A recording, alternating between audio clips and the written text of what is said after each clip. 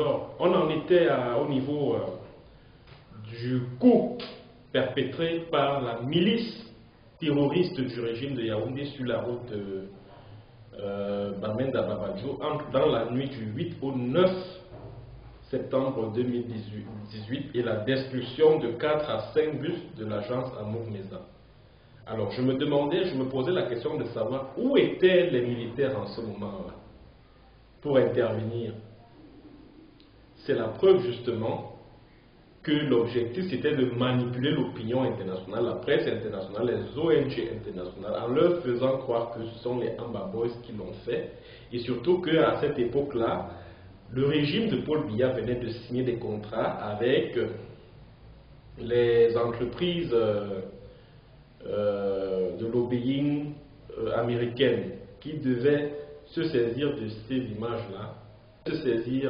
ces images-là, pour mener une campagne de lobbying au niveau des Nations Unies d'abord et du gouvernement américain en plus, afin de convaincre ces deux, membres de la communauté internationale de ce que les groupes séparatistes anglophones ne sont ni plus ni moins que des groupuscules terroristes. Alors, une autre grosse folie que ce régime a commise, autant pour moi, c'est mon arrestation.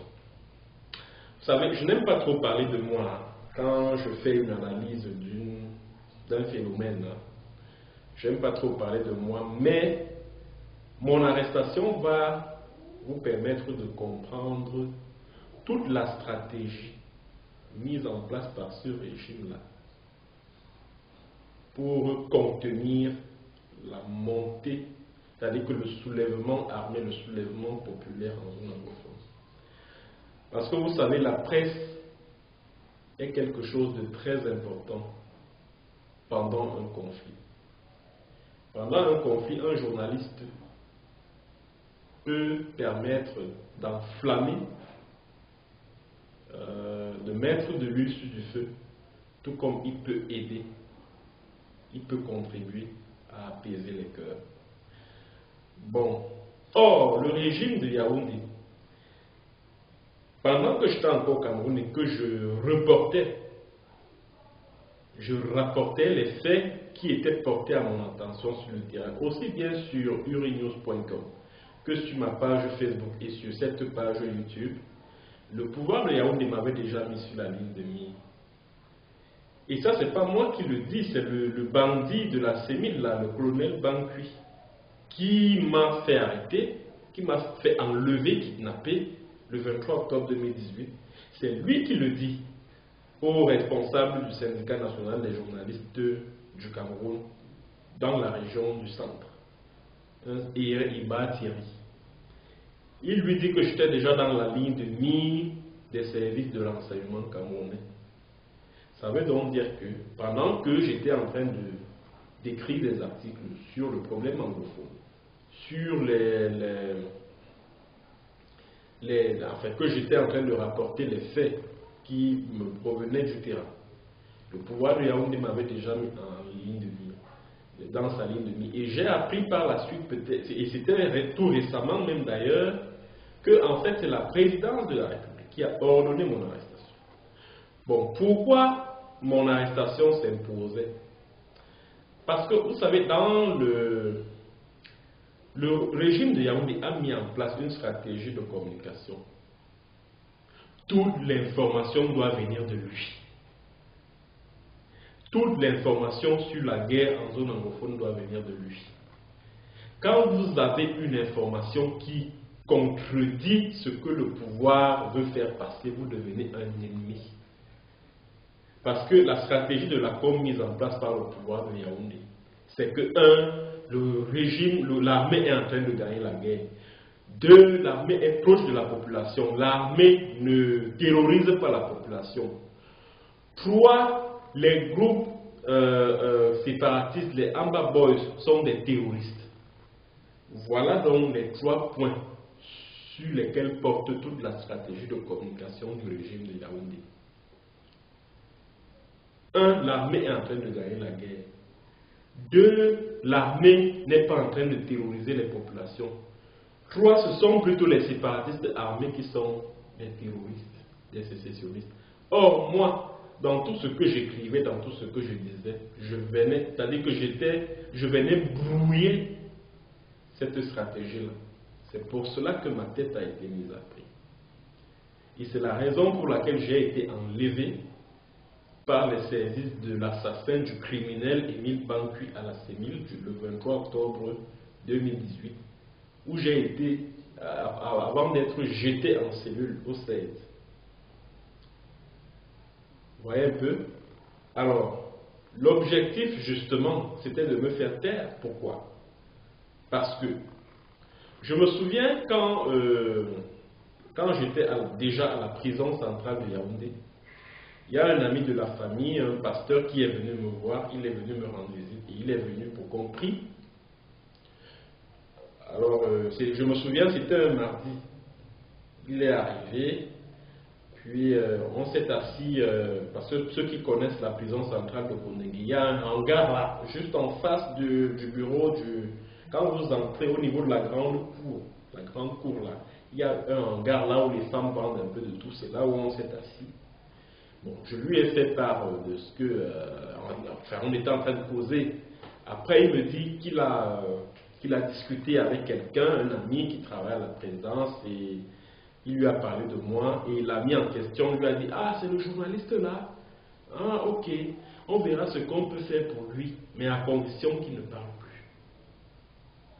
Je ne sais pas si vous m'écoutez. L'ami dit au pasteur, à celui qui est venu me rendre visite, ça c'est ce qu'il me rapporte, que oui, on va voir ce qu'on peut faire pour le journaliste là, mais à condition qu'il ne parle plus. Donc ça veut dire que ma sortie de prison devait être assortie de conditions, c'est-à-dire que je me taise. Et je me souviens, lorsque la mégère qui est juge d'instruction là-bas, celle qui était en charge de mon dossier, la chef d'escadron, Kuna Joséphine, quand elle a fini de me jeter à Kondengui, elle reste dit à mes gens, aux membres de ma famille, qu'il faut dire à votre type là qu'il doit fermer. Non? Vous comprenez, non? Donc, l'objectif c'était quoi? C'était que je me taise. Alors, quand je sors de prison, qu'est-ce que je fais? Puisque, bon, moi j'ai beaucoup plus pensé à ma famille, hein, parce que si ça ne dépendait que de moi, dès ma sortie de prison, là, le lendemain, je recommençais à faire mon travail, sans stress, sans problème. J'ai beaucoup plus pensé à ma famille, non seulement pour garder tout ce silence que j'ai gardé pendant des mois avant de quitter le Cameroun, mais aussi pour me retrouver ici. J'ai beaucoup plus pensé au mien qu'à moi-même. Parce que si ça ne dépendait que de moi, je restais là-bas pour faire ce travail que je suis en train de faire là. Donc l'objectif, quand le pouvoir de Yaoundé me fait kidnapper, me séquestre pendant près de 2 mois, c'était que je me taise. Pourquoi? Parce qu'en tant que journaliste qui est francophone, je représentais ce qu'on appelle une contre-stratégie. C'est-à-dire que j'étais un peu, on va dire, un obstacle, voilà, à la stratégie de communication que le pouvoir de Yaoundé a mise en place concernant la crise anglophone.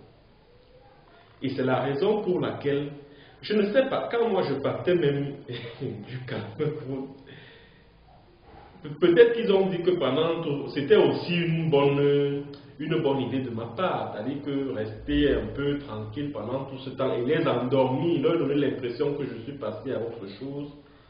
Et je me souviens quand je partais du Cameroun, c'était dans un aéroport du Cameroun, je ne vous dirai pas lequel. À l'entrée de la salle d'embarquement, il y a un type là qui me questionne. Vous allez où? Est-ce que vous avez les documents? Donc ça veut dire que tout ce qui est homme politique au Cameroun, membres de la société civile, journalistes, tout ça là, il y a les services de renseignement qui vous suivent au moment. Quand vous voulez sortir, il y a toujours des gens là qui vous disent bon, je lui ai présenté, après quand il a vu, il va tourner, il a dit non, pardon, pas. Parce que c'était à un truc là où on disait que peut-être alternance au pouvoir, oh, de machin, de pays. Non, non, non. On allait me dire, gars, attends d'abord un peu là. Oh, c'est cela.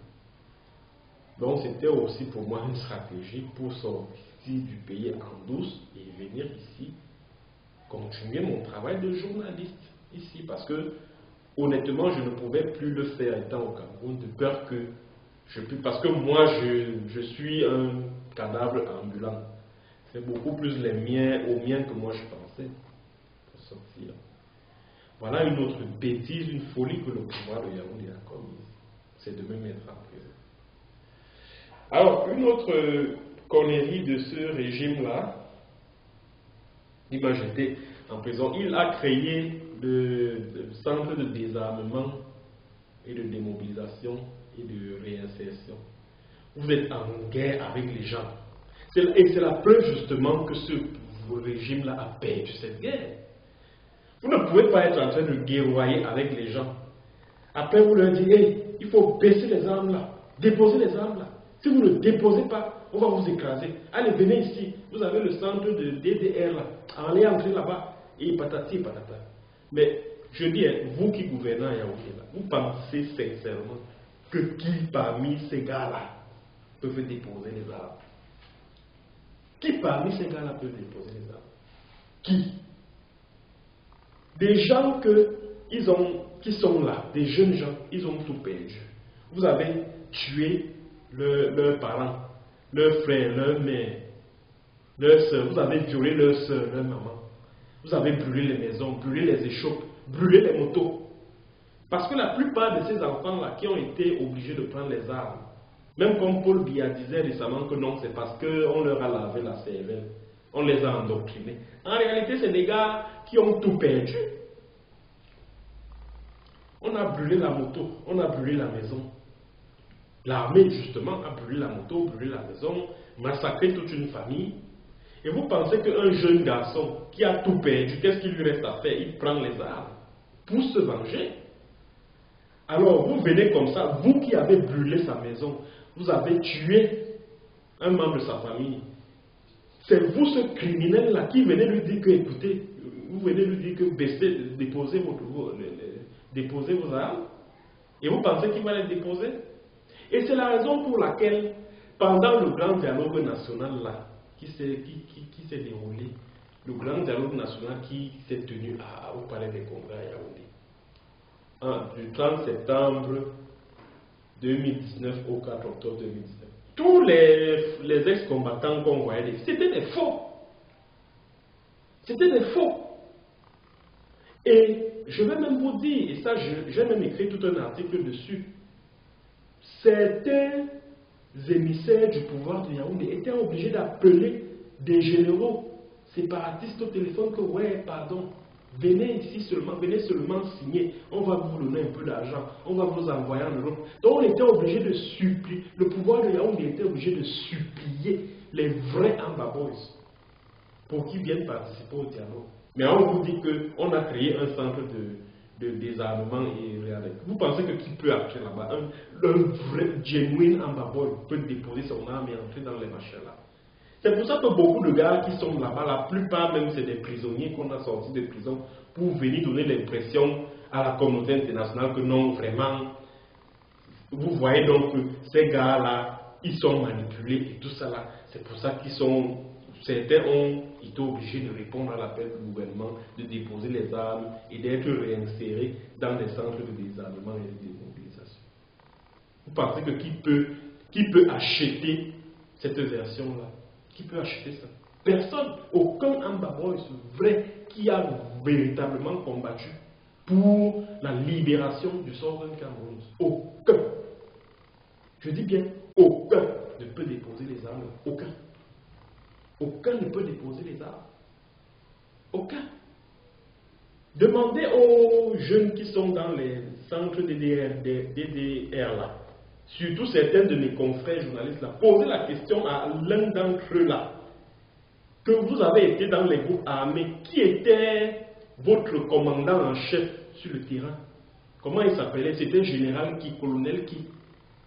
Et votre groupe armé dépendait de quel gouvernement intérimaire dans la diaspora, de AGC d'Ayabacho, du interim government de Dr. Sako. Posez-lui la question, vous allez voir la réponse. Les Kawa Kawa Yannick, tout ça là. Posez-lui la question. Il dit qu'on a créé les centres de désarmement et de démobilisation. Après l'histoire de création des DDR, c'était la mort de Phil Marshall. Phil Marshall, c'est le patron du groupe armé qu'on appelle Red Dragons, qui est le groupe armé le plus redoutable du mouvement indépendantiste anglophone. Ce gars qu'on appelle Phil Marshall cause de sérieux problèmes au pouvoir de Yaoundé. Mais alors, c'est-à-dire que c'est quelqu'un qui empêche ce pouvoir-là de dormir. Il les empêche de dormir. Maintenant, comme ils se rendent donc compte que ils ont envoyé des contingents de militaires là-bas, c'est-à-dire que des contingents de militaires là-bas, des contingents entiers à l'Épialem, ils n'ont pas pu. Qu'est-ce qu'ils ont fait? Fin décembre 2018, là, parce qu'il y avait une bataille rude, fin décembre 2018, là, c'est-à-dire que les billes étaient déployés par milliers là-bas, avec les hélicoptères, les drones, tout. C'était vraiment de la totale là-bas. Alors, quand la bataille là échoue, qu'est-ce que la communication du ministère de la Défense fait? Ils appellent la communication du ministère de la Défense, à l'époque c'est Didier Badji qui était encore là. Il appelle Jeune Afrique pour dire que vraiment, Phil Marshall a été blessé lors des combats. Il s'est réfugié au Nigeria chez un marabout où il se soigne. Je me souviens à l'époque, je venais de sortir de prison là, et je passais, donc en début janvier 2019 là, j'étais à la maison, je suivais ça, je dis, j'ai même appelé, contacté un des gars qui est proche de Phil Marshall pour lui dire que mais quelle est cette histoire. Il se met même à rire, il dit que vraiment, de Dieu, nous-mêmes on est surpris. Pourtant le grand patron il est là, il a assis là, est-ce qu'on dit, oh vraiment de Dieu, c'est terrible, c'est terrible. Et ce mensonge a prospéré. Oh, Phil Marshall est mort. Oh, on l'a tué. Oh, et plus grave, la communication, c'est-à-dire que la page Facebook, je crois, de l'armée camerounaise, je crois que c'est éloge et bravo aux forces de l'ordre, ou alors honneur et fidélité, je ne me souviens plus. Je crois que j'ai même vu la capture d'écran là circuler hier sur Facebook. C'est-à-dire que l'armée a commis l'erreur de publier la tombe de Phil Marshall. La photo de Phil Marshall avec sa tenue de combat et une croix, comme pour dire qu'il est mort. Ils ont dit, oh voilà, Phil Marshall vient de... Voici la tombe de Phil Marshall, il a été achevé, oh ceci, oh cela. Ils ont vendu cette histoire-là, vendu. Et il a fallu que c'est moi. Parce que je me souviens, une fois, dans mon pays d'accueil ici, je me souviens, j'ai publié un article, je crois, en juin 2019, que j'ai intitulé « Phil Marshall, la bête noire du pouvoir de Yaoundé ». Jusque-là, il n'en revenait pas que le type était encore vivant. Tu voyais, vraiment, ce voyou, on l'a achevé depuis, on l'a tué, cet imbécile, machin, c'est quand Phil Marshall réapparaît lors de la célébration du 59e anniversaire de l'indépendance du Southern Cameroun. C'est là où les gars se rendent compte qu'il est encore vivant. Et même tout récemment, c'est-à-dire qu'ils ont mené, quand ils ont mené en fin d'année 2019, là, en décembre, là, ils ont envoyé des militaires là-bas pour combattre les Red Dragons, pour capturer Phil Marshall et tout ça là. Quand ça les a encore dépassés, c'est un voyou, un petit bandit qui est sur les réseaux sociaux là, un certain Patrick Mbala. Il balance un truc là sur Facebook pour dire que non, Phil Marshall est en fuite. Phil Marshall en fuite, il a fui où? Il est où? Et il passe son temps à propager des mensonges comme ça là. que Phil Marshall a enfui. Et pendant qu'il continue de croire que Phil Marshall est en fuite, Phil Marshall est réapparu il y a quelques jours là. Attendez, je vais vous montrer la vidéo de Phil Marshall. Phil Marshall, dont on nous dit qu'il a enfui. Attendez, je vais vous montrer ça. Voilà, le voici. Voilà la vidéo de Phil Marshall ici. Voilà ça. Voilà. Voilà ça. Voilà.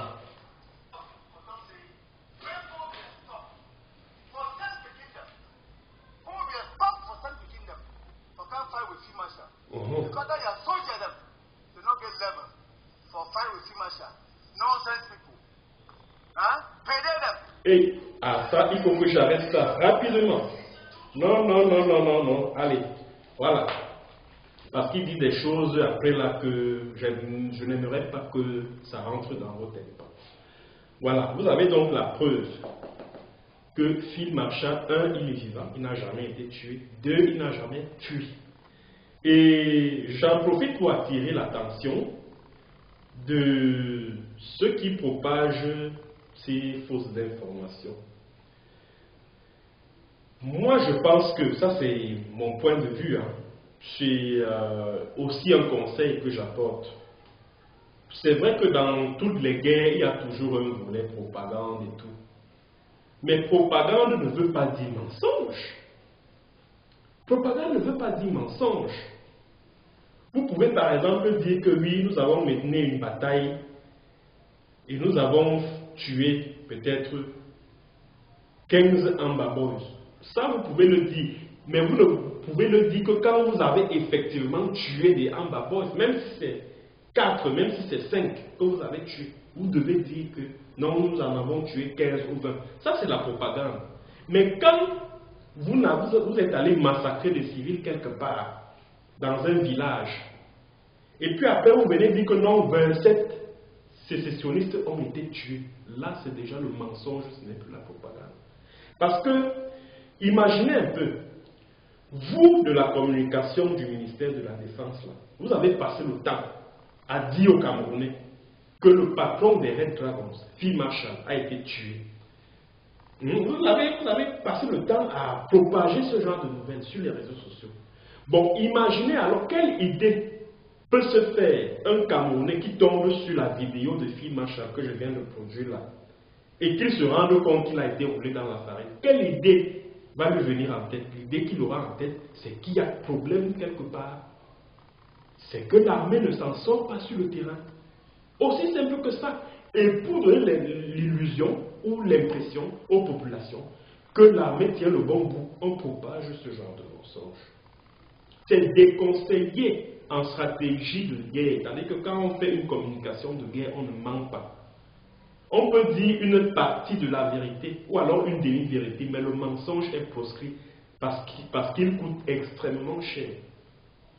Imaginez alors, voilà, si un Camerounais tombe sur la vidéo de Phil Marshall maintenant, qu'est-ce qu'il va se dire? Que certainement qu'il y a quelque chose qui ne va pas sur le terrain. C'est de ça qu'il est question. Et maintenant,